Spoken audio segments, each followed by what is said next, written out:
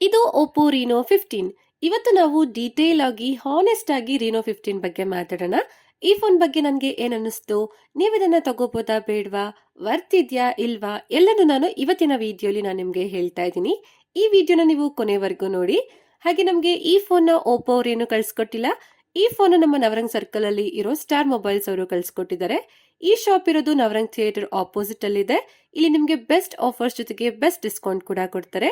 ಈ ಶಾಪ್ ನ ಲೊಕೇಶನ್ ಹಾಗೆ ಕಾಂಟ್ಯಾಕ್ಟ್ ನಂಬರ್ ನಾನು ಡಿಸ್ಕ್ರಿಪ್ಷನ್ ಅಲ್ಲಿ ಹಾಕಿರ್ತೀನಿ, ನೀವು ಒಂದ್ಸರಿ ಚೆಕ್ ಮಾಡಿ. ಮೊದಲನೇದಾಗಿ ನಾವು ಇದರ ಪ್ರೈಸಿಂಗ್ ಇಂದಾನೆ ಸ್ಟಾರ್ಟ್ ಮಾಡೋಣ. ಈ ಫೋನ್ ಬಂದು 3 ವೇರಿಯಂಟ್ ಅಲ್ಲಿ ಸಿಗುತ್ತೆ. 8GB RAM, 256GB storage. ಇದಕ್ಕೆ 45,999 ಆಗುತ್ತೆ. ಮತ್ತೆ 12GB ರ್ಯಾಮ್, 256GB ಸ್ಟೋರೇಜ್. ಇದಕ್ಕೆ 48,999 ಆಗುತ್ತೆ. ಹಾಗೆ 12GB ರ್ಯಾಮ್, 512GB ಸ್ಟೋರೇಜ್.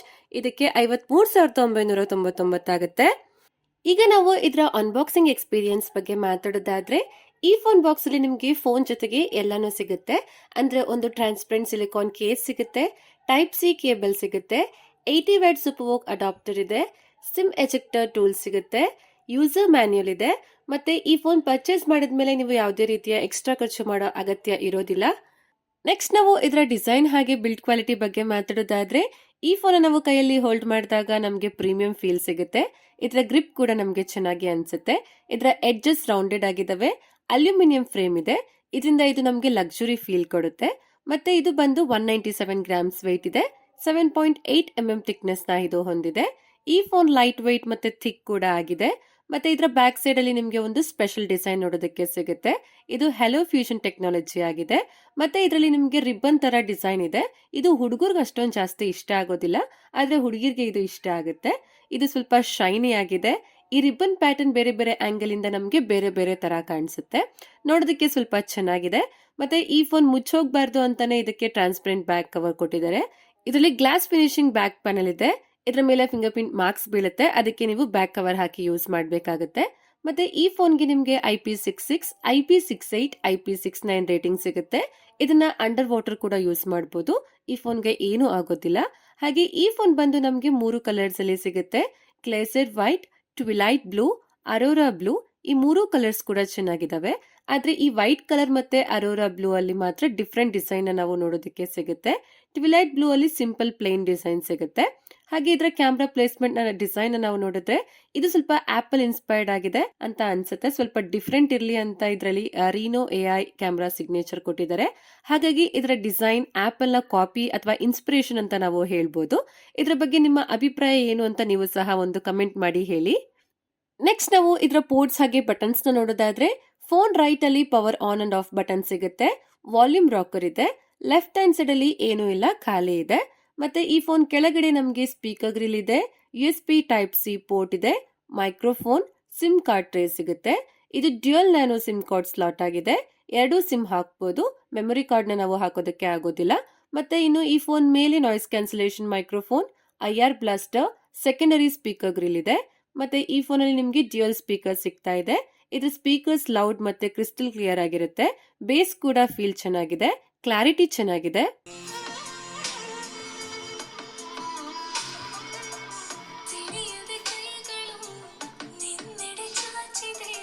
ಮತ್ತೆ ನಾವು ಇದರ ಡಿಸ್ಪ್ಲೇ ಬಗ್ಗೆ ಈಗ ಮಾತಾಡೋಣ.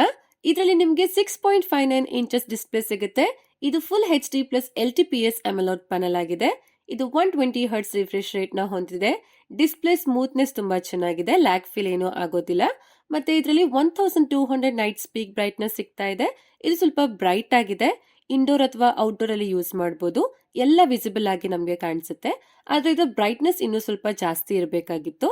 ಹಾಗೆ ನಾವು ಈ ಡಿಸ್ಪ್ಲೇ ಅಲ್ಲಿ ನಮಗೆ HDR ಸಪೋರ್ಟ್ ಮಾಡುತ್ತೆ. ಯೂಟ್ಯೂಬ್ ಅಲ್ಲಿ 4K HDR ವಿಡಿಯೋನ 60 FPS ಅಲ್ಲಿ ನೋಡಬಹುದು. ಆದ್ರೆ ಇದರ ರೆಸಲ್ಯೂಷನ್ ಕಡಿಮೆ ಆಯ್ತು. ಆದ್ರೆ ಇದು 10 ಬಿಟ್ ಕಲರ್ಸ್ ನ ಪ್ರೊಡ್ಯೂಸ್ ಮಾಡುತ್ತೆ. ಕಲರ್ಸ್ ನಮಗೆ ಪಂಚಿಯಾಗಿ ಬರುತ್ತೆ. ಡೀಪ್ ಬ್ಲಾಕ್ ಚೆನ್ನಾಗಿ ಕಾಣಿಸುತ್ತೆ. ಮತ್ತೆ ಇದರ ವೀವಿಂಗ್ ಆಂಗಲ್ ಕೂಡ ಚೆನ್ನಾಗಿದೆ. ಇದರಲ್ಲಿ ಬೆಸಲ್ಸ್ ತುಂಬಾ ಥಿನ್ ಆಗಿದಾವೆ. ಚಿನ್ ಕೂಡ ಕಡಿಮೆ ಇದೆ. ಅಂದ್ರೆ ನಿಮಗೆ ಆಲ್ಮೋಸ್ಟ್ ಫುಲ್ ಸ್ಕ್ರೀನ್ ವ್ಯೂನೇ ಸಿಗುತ್ತೆ. 93.40% ಸ್ಕ್ರೀನ್ ಟು ಬಾಡಿ ರೇಷಿಯೋ ಇದೆ. ಇದರಿಂದ ನಿಮ್ಮ ಕಂಟೆಂಟ್ಸ್ ನೋಡೋ ಎಕ್ಸ್ಪೀರಿಯನ್ಸ್ ಇಮ್ಮರ್ಸಿವ್ ಆಗಿರುತ್ತೆ. ನೆಕ್ಸ್ಟ್ ನಾವು ಇವಾಗ ಕ್ಯಾಮ್ರಾ ಕ್ವಾಲಿಟಿ ಬಗ್ಗೆ ಮಾತಾಡೋಣ. ಕ್ಯಾಮ್ರಾ ಅಂದ್ರೆ ಓಪೋ ಮತ್ತೆ ವಿವೋ ಬ್ರಾಂಡ್ ನ ಬಿಗ್ಗೆಸ್ಟ್ ಸೆಲ್ಲಿಂಗ್ ಪಾಯಿಂಟ್ ಆಗಿರುತ್ತೆ. ಇದರಲ್ಲಿ 50 ಮೆಗಾ ಪಿಕ್ಸೆಲ್ ಮೇನ್ ಕ್ಯಾಮ್ರಾ ಸಿಗ್ತಾ ಇದೆ. 8 mega pixel ultra wide camera ಇದೆ. 50 mega pixel 3.5x telephoto camera ಸಿಗುತ್ತೆ. ಇದು 120x ಡಿಜಿಟಲ್ ಝೂಮ್ ಮಾಡುತ್ತೆ. ದೂರದಲ್ಲಿ ಇರೋ ಟೆಕ್ಸ್ಟ್ ಕೂಡ ಚೆನ್ನಾಗಿ ಕಾಣಿಸುತ್ತೆ. ಮತ್ತೆ ಇದರ ಫೋಟೋಸ್ ಕ್ವಾಲಿಟಿ ಚೆನ್ನಾಗಿದೆ. ವೈಬ್ರೆಂಟ್ ಕಲರ್ಸ್ ಬರುತ್ತೆ. ಶಾರ್ಪ್ನೆಸ್ ಚೆನ್ನಾಗಿರುತ್ತೆ. ಓವರ್ ಎಕ್ಸ್ಪೋಜರ್ ಅಥವಾ ಡಿಸ್ಟೋರ್ಷನ್ ಏನೋ ಆಗೋದಿಲ್ಲ. HDR ಮತ್ತೆ ಡೈನಮಿಕ್ ರೇಂಜ್ ಚೆನ್ನಾಗಿದೆ.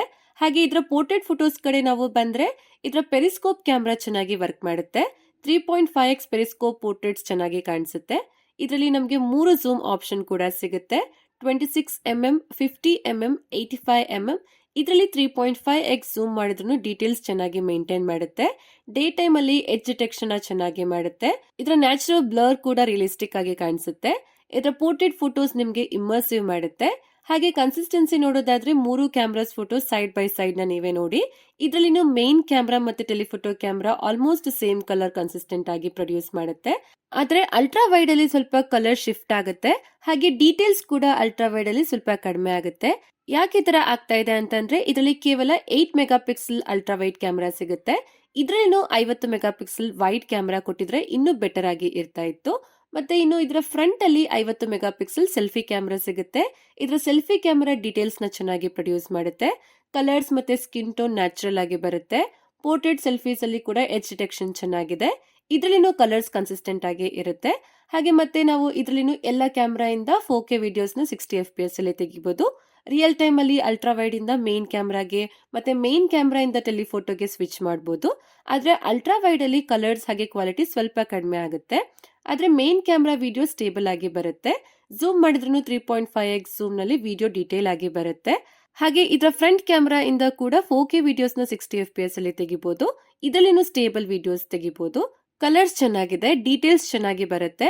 ಓವರ್ ಇದರ ಕ್ಯಾಮ್ರಾ ಕ್ವಾಲಿಟಿ ಚೆನ್ನಾಗಿದೆ. ಆದ್ರೆ ಇದರ ಅಲ್ಟ್ರಾ ವೈಡ್ ಕ್ಯಾಮ್ರಾ ಇನ್ನೂ ಬೆಟರ್ ಆಗಬೇಕಾಗಿತ್ತು. ಮತ್ತೆ ನಾವು ಈ ಫೋನ್ ಅಲ್ಲಿ ತೆಗೆದಿರೋ ಫೋಟೋಸ್ ಹಾಗೆ ವಿಡಿಯೋಸ್ ನಾನು ಗೂಗಲ್ ಡ್ರೈವ್ ಅಲ್ಲಿ ಹಾಕಿರ್ತೀನಿ. ನೀವೇ ಹೋಗಿ ಚೆಕ್ ಮಾಡಿ. ಲಿಂಕ್ ನಾನು ಡಿಸ್ಕ್ರಿಪ್ಷನ್ ಅಲ್ಲಿ ಕೊಟ್ಟಿರ್ತೀನಿ.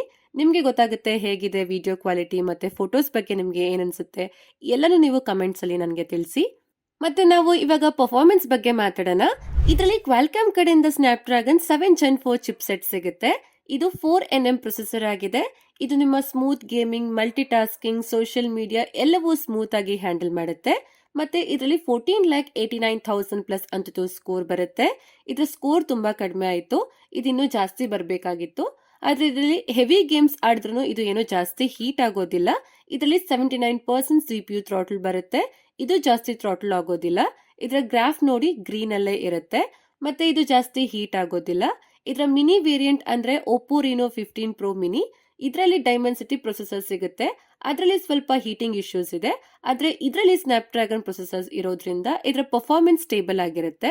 ಇನ್ನು ನಾವು ಇದರ ಬ್ಯಾಟರಿ ಡ್ರೈನ್ ಹಾಗೆ ಟೆಂಪರೇಚರ್ ನ ಕೂಡ ಚೆಕ್ ಮಾಡಿದೀವಿ. ಈ ಫೋನ್ 42% ಇಂದ 33% ವರೆಗೂ ಬ್ಯಾಟರಿ ಡ್ರೈನ್ ಆಗ್ತಾ ಇದೆ. ಹಾಗೆ 29°C ಇಂದ 41°C ವರೆಗೂ ಹೀಟ್ ಆಯ್ತು. ಇದು ಸ್ವಲ್ಪ ವಾರ್ಮ್ ಆಗುತ್ತೆ. ಹಾಗೆ ಇದರಲ್ಲಿ ನಮಗೆ LPDDR5X ರ್ಯಾಮ್ ಟೈಪ್ ಇದೆ. UFS 3.1 ಸ್ಟೋರೇಜ್ ಟೈಪ್ ಸಿಗುತ್ತೆ. ಇದರ ರ್ಯಾಮ್ ಓಕೆ ಚೆನ್ನಾಗಿದೆ. ಆದ್ರೆ ಇದರ ಸ್ಟೋರೇಜ್ ಟೈಪ್ ಕಡಿಮೆ ಆಯ್ತು. ಇದರಲ್ಲಿ 1,10,000 ಪ್ಲಸ್ UFS ಸ್ಕೋರ್ ಬರುತ್ತೆ. ಈ ಸ್ಕೋರ್ ಕಡಿಮೆ ಆಯ್ತು. ಇನ್ನು ಜಾಸ್ತಿ ಸ್ಕೋರ್ ಬರಬೇಕಾಗಿತ್ತು. ಇನ್ನು ನಾವು ಇದರ ಗೇಮಿಂಗ್ ಕಡೆ ಬಂದ್ರೆ ಇದರಲ್ಲಿ BGMI ಅಲ್ಲಿ ಸ್ಮೂತ್ ಆಪ್ಷನ್ ಅಲ್ಲಿ ಎಕ್ಸ್ಟ್ರೀಮ್ ಪ್ಲಸ್ ಹಾಗೆ HDR ಆಪ್ಷನ್ ಅಲ್ಲಿ ಎಕ್ಸ್ಟ್ರೀಮ್ ಸೆಟ್ಟಿಂಗ್ ಅಲ್ಲಿ ಆಡಬಹುದು. ಅಂದ್ರೆ ಇದರಲ್ಲಿ 90 FPS ಗೇಮಿಂಗ್ ಸಪೋರ್ಟ್ ಸಿಗುತ್ತೆ. ಮತ್ತೆ COD ಅಲ್ಲಿ ಲೋ ಆಪ್ಷನ್ ಅಲ್ಲಿ ಅಲ್ಟ್ರಾ ಸೆಟ್ಟಿಂಗ್ ಅಲ್ಲಿ ಆಡಬಹುದು. ವೆರಿ ಹೈ ಆಪ್ಷನ್ ಅಲ್ಲಿ ಮ್ಯಾಕ್ಸಿಮಮ್ ಸೆಟ್ಟಿಂಗ್ ಅಲ್ಲಿ ಆಡಬಹುದು. BGMI ಗೇಮ್ಸ್ ಆಡುವಾಗ ಜಾಸ್ತಿ ಫ್ರೇಮ್ ಡ್ರಾಪ್ ಆಗೋದಿಲ್ಲ. ಆವರೇಜ್ 88 FPS ನ ಮೇಂಟೈನ್ ಮಾಡುತ್ತೆ. ಆದ್ರೆ ಇದು ಗೇಮಿಂಗ್ ಫೋನ್ ಅಲ್ಲ. ಇದರಲ್ಲಿ ನೀವು ಹೆವಿ ಲೆವೆಲ್ ಗೇಮ್ಸ್ ಆಡೋದಕ್ಕೆ ಸ್ವಲ್ಪ ಕಷ್ಟ ಆಗುತ್ತೆ. ನಿಮ್ಗೆ ಬೆಟರ್ ಗೇಮಿಂಗ್ ಎಕ್ಸ್ಪೀರಿಯನ್ಸ್ ಬೇಕು ಅಂತಂದ್ರೆ ನೀವು ಬೇರೆ ಫೋನ್ ನ ತಗೊಳ್ಳೋದು ಒಳ್ಳೇದು. ನೆಕ್ಸ್ಟ್ ನಾವು ಇದರ ಬ್ಯಾಟರಿ ಹಾಗೆ ಚಾರ್ಜಿಂಗ್ ಬಗ್ಗೆ ಮಾತಾಡೋಣ.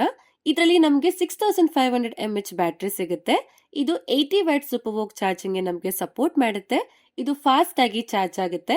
ಅರೌಂಡ್ 40 to 45 ಮಿನಿಟ್ಸ್ ಅಲ್ಲಿ ಫುಲ್ ಚಾರ್ಜ್ ಆಗೋಗುತ್ತೆ. ಇದನ್ನ ನಾವು ಒಂದ್ಸರಿ ಚಾರ್ಜ್ ಮಾಡಿದ್ರೆ ನೀವು ಹೆವಿ ಯೂಸರ್ ಏನಾದ್ರು ಆಗಿದ್ರೆ 8 to 9 hours screen on time ಕೊಡುತ್ತೆ. ಆದ್ರೆ ನೀವು ಕ್ಯಾಶುಯಲ್ ಯೂಸರ್ ಆಗಿದ್ರೆ ನಿಮಗೆ 1.5 ದಿನ ಬ್ಯಾಕಪ್ ಬರುತ್ತೆ. ಮತ್ತೆ ಇದರಲ್ಲಿ ಎಕ್ಸ್ಟ್ರೀಮ್ ಗೇಮಿಂಗ್ ಮಾಡಿದ್ರು minimum 7 to 8 hours screen on time ಕೊಡುತ್ತೆ. ಇದರ ಬ್ಯಾಟರಿ ಪರ್ಫಾರ್ಮೆನ್ಸ್ ಟಾಪ್ ಕ್ಲಾಸ್ ಆಗಿದೆ. ನೆಕ್ಸ್ಟ್ ನಾವು ಇದರ ಸಾಫ್ಟ್ವೇರ್ ಎಕ್ಸ್ಪೀರಿಯನ್ಸ್ ಬಗ್ಗೆ ಮಾತಾಡೋಣ. ಈ ಫೋನ್ ಕಲರ್ OS 16 ಅಲ್ಲಿ ವರ್ಕ್ ಮಾಡುತ್ತೆ.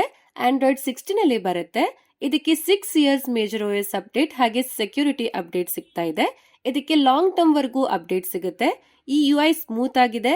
ಆನಿಮೇಷನ್ಸ್ ಚೆನ್ನಾಗಿದೆ, ಲ್ಯಾಗ್ ಫೀಲ್ ಏನೂ ಆಗೋದಿಲ್ಲ. ಆದ್ರೆ ಇದರಲ್ಲಿ ತುಂಬಾ ಪ್ರೀ ಇನ್ಸ್ಟಾಲ್ಡ್ ಆಪ್ಸ್ಗಳು ಬರುತ್ತೆ, ಅನ್ವಾಂಟೆಡ್ ಆಪ್ಸ್ಗಳು ಬರುತ್ತೆ. ಇದು ಫ್ಲಾಗ್ಶಿಪ್ ಫೋನ್ ಆಗಿದ್ರೂ ಇದರಲ್ಲಿ ಅನ್ವಾಂಟೆಡ್ ಆಪ್ಸ್ಗಳು ಬರುತ್ತೆ. ಆದ್ರೆ ಈ ಆಪ್ಸ್ನ ನಾವು ಅನ್ಇನ್ಸ್ಟಾಲ್ ಮಾಡ್ಕೋಬಹುದು. ಆದ್ರೆ ಇದು ಯೂಸರ್ ಎಕ್ಸ್ಪೀರಿಯನ್ಸ್ ನ ಹಾಳು ಮಾಡುತ್ತೆ. ಮತ್ತೆ ಇದರಲ್ಲಿ ತುಂಬಾ ಎಐ ಫೀಚರ್ಸ್ಗಳು ಕೂಡ ಸಿಗುತ್ತೆ. Oppo Reno 15 Pro ಮಿನಿಯಲ್ಲಿ ಸಿಗೋ ಎಲ್ಲ ಎಐ ಫೀಚರ್ಸ್ಗಳು ಇದರಲ್ಲಿ ಸಿಗುತ್ತೆ. ಎಲ್ಲ ಎಐ ಫೀಚರ್ಸ್ ಬಗ್ಗೆ ನಾನು Oppo Reno 15 Pro ಮಿನಿಯಲ್ಲಿ ರಿವ್ಯೂ ಮಾಡಿದ್ದೀನಿ. ವಿಡಿಯೋ ಕೂಡ ನಾನು ಅಪ್ಲೋಡ್ ಮಾಡಿದ್ದೀನಿ. ನೀವೇ ಹೋಗಿ ಒಂದ್ಸರಿ ಚೆಕ್ ಮಾಡಿ ನೋಡಿ.